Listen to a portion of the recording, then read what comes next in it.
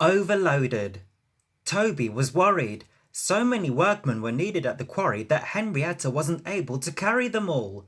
Bertie did his best to help, but he couldn't get closer than the quarry gate.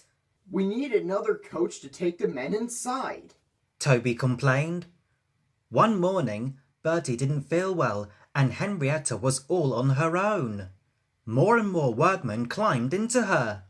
Help! Henrietta exclaimed. I shouldn't be able to move. We can't either, Grumbled the workman. We're too squashed together. Henrietta had a balcony at each end, and soon even these were packed.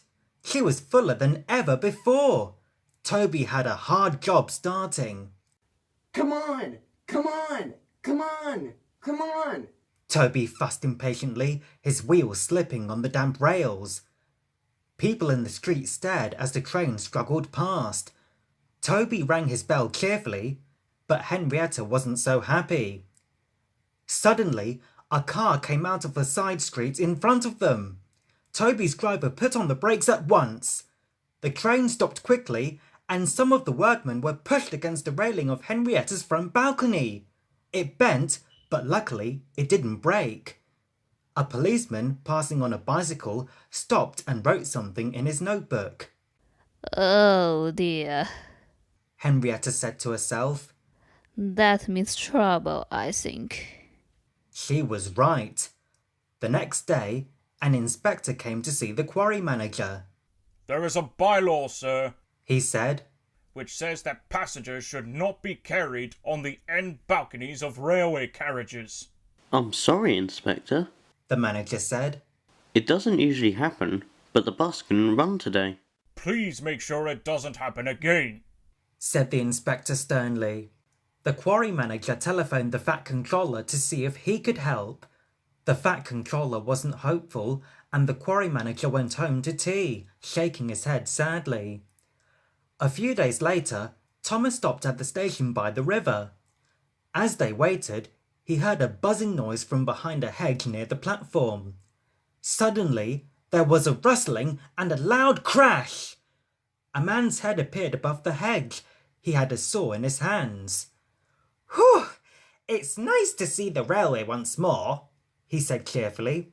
"It's been like a jungle in here." Later, Thomas stopped there again. Hello? Said a shaky voice. Thomas was puzzled, but his driver had heard it too. He looked over the hedge and saw a very old, very broken down railway coach. What's your name? Asked the driver. Victoria. Replied the coach shyly. Are you Thomas's driver? But before he could answer, the guard's whistle blew and they had to go.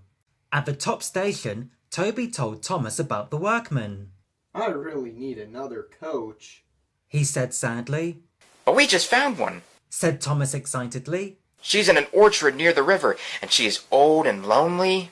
She's got no wheels and her roof leaks like a sieve. Interrupted Thomas's driver.